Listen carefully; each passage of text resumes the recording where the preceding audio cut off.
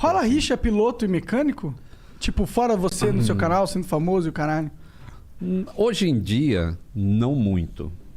Mas no passado, existia um pouco disso. Ah, é?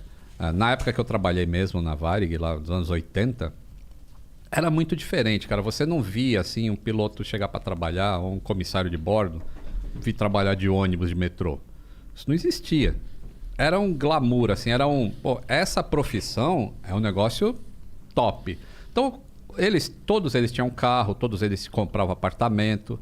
E o pessoal da manutenção era mais a ralé. Era, como é que você chama? Humilde, a burguesia. Burguês e humilde. Membro humilde. Então, membro humilde. Então, a gente era o outro lado lá ia de ônibus. Se eu sou piloto, meu amigo, tem um cara que eu não ia querer arrumar problema, era com o mecânico do avião que eu vou voar. Parando pra pensar, né? Cara, tá maluco. Eu ia querer ser amigo de todos os mecânicos eu que também, tem na mano. Tá empresa. maluco?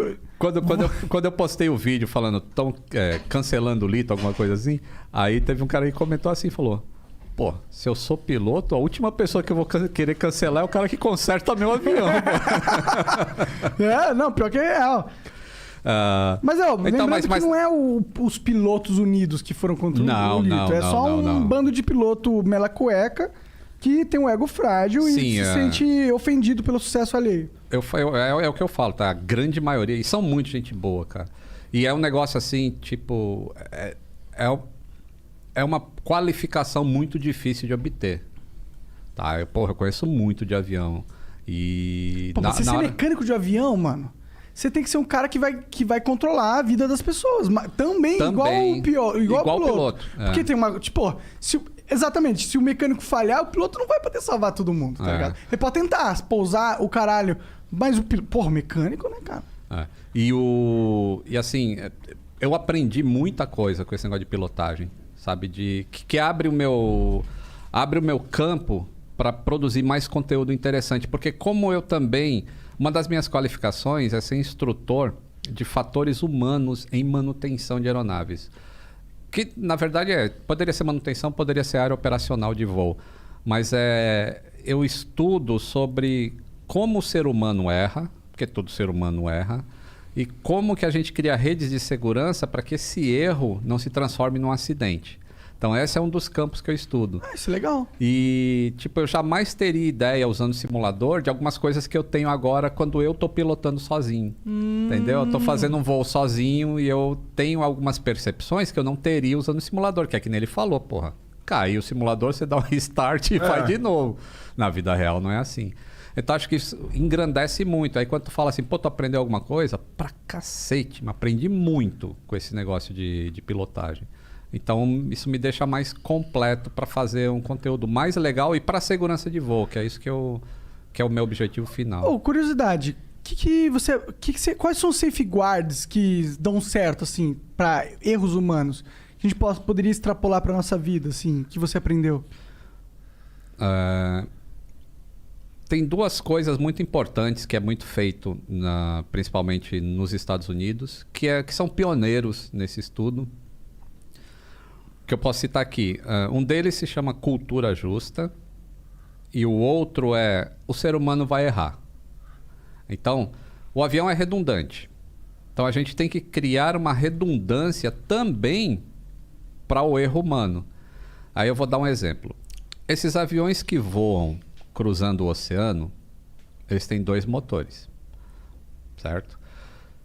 Ele não pode se afastar mais do que um tempo X de um lugar onde ele possa pousar. E esse tempo X tem aumentado cada vez mais. Então, começou com 60 minutos, 120, 208. Hoje você pega os aviões de última geração, o A350 ou o Boeing 787, são 330 minutos longe de um lugar que ele possa pousar.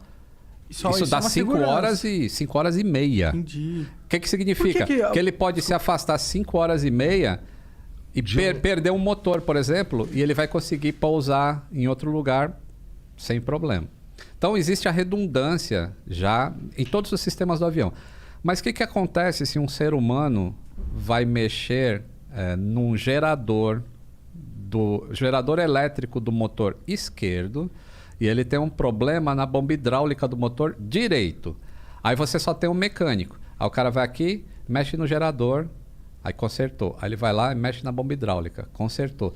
Mas será que ele consertou? E se nesse dia esse cara que é o mecânico está divorciando da esposa, tá sabendo que tá perdendo tudo, que tá cheio de problema na cabeça. A mulher levou os discos dele. Levou os discos dele. Aí ele comete um erro aqui nesse motor e comete um erro ali no outro motor também. Pode acontecer isso. Pode. Então, uma das safeguards é essa.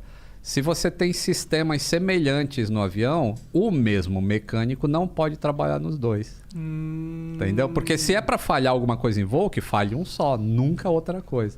Então esse é um dos safeguards. Interessante. Então todo voo leva pelo menos quantos mecânicos? No mínimo 2. No mínimo 2. No mínimo 2. Não vai a bordo não, né? Ah, não vai? Não. Na bordo não vai na hora da manutenção. Isso, na hora da manutenção. Isso é tipo, o avião tá no chão. Se quebrou sistemas semelhantes entre 2 motores, você não pode... Isso se chama dual maintenance. A gente tá falando dos motores mesmo, do lado de fora. Não isso, do lado de dentro tem nada que o cara possa fazer. Também tem sistemas internos, né? Que pode mexer. Mas, tipo, a maioria é do lado de fora. Ou vai estar na barriga do avião, ou vai ser comando de voo. Existe uma lista de sistemas críticos... Não críticos. Lista de sistemas essenciais para um voo ETOPS, que é esse voo que cruza oceanos e fica longe de um lugar para pousar. Qualquer desses sistemas essenciais não pode ser mexido pelo mesmo mecânico na mesma visita. Entendi. Ou seja, no mesmo trânsito do avião. Então, se tiver problemas desses sistemas, tem que ser 2 mecânicos diferentes para excluir a possibilidade de erro. Então, esse é um safeguard. Legal. O outro é o da cultura justa que eu estava falando. Isso é um negócio muito avançado. O que é? É você não ser cuzão? Mais ou menos. Na verdade, é assim, se entregue sem medo de ser punido. Essa é a cultura justa. É assim, Deixa eu pegar um exemplo que não dê problemas. Não é assim, tu tá divorciando da esposa, foi trabalhar e não falou pra ninguém. E aí você abriu uma tampa de óleo lá para colocar óleo no motor e só fechou a tampa de acesso, mas esqueceu a tampinha do óleo aberta. Porque tua cabeça tá em outro lugar. Na hora que tu ia fechar a tampinha, tocou teu telefone e era a sogra ou a mulher te enchendo o saco. Aí tu esqueceu aquilo. Fechou e o avião foi embora. Aí em voo vai dar algum problema, vai dar alguma indicação de que, pô, tô perdendo pressão de óleo lá, então acontece. Aí quando o avião chega num lugar lá, descobre que a tampinha tá errada, tá aberta. Aí o que você que cometeu o erro faz? Empresa, eu cometi uma cagada lá, eu deixei o negócio aberto, porque eu não... Aí existe um formulário, é tudo uma sequência assim, sabe? Você fala, quando foi tua última refeição antes de trabalhar? Quantas horas você trabalhou antes de cometer aquele erro? Quantas horas de sono você teve na semana? Quantas horas você trabalhou na última semana? Tem um monte de informação que você tem que colocar nesse relatório. Mas a essência é o seguinte, fale o que você fez de errado, porque acontece 2 coisas. Primeiro, a gente te protege desde que seja um erro e não uma violação. Violação é diferente, já vou falar de violação. Tá bom. A gente te protege desde que seja um erro e, ao mesmo tempo, a gente está aumentando a segurança, porque sabendo que isso aconteceu com você, a gente pode criar um mecanismo de que outras pessoas que passem pelo mesmo problema simplesmente falem para o chefe, puta, tô divorciando, ó, caralho, então você não vai trabalhar nesse avião aqui, você vai fazer outro tipo de serviço. Então, isso é a cultura justa. Mas a cultura justa não serve para violação. Violação é o seguinte... tu pega um manual de instruções para fazer qualquer coisa no avião.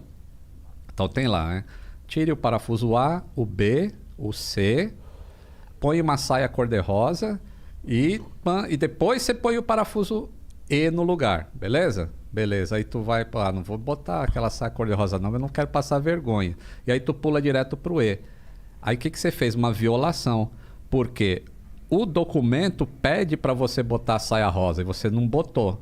E aí, se der um problema em voo e forem investigar, não adianta você dizer, pô, eu não botei a saia rosa porque... Não, mas não está escrito que tem que botar? Tem, mas eu não... Não, você cometeu uma violação. Essas violações, elas são feitas willful, como que é isso em português? De vontade própria. Isso, de vontade própria. Assim. Você sabe do que é certo, mas você escolhe um caminho errado para chegar no mesmo resultado. Isso é uma violação. Aí a violação não tem proteção da cultura justa.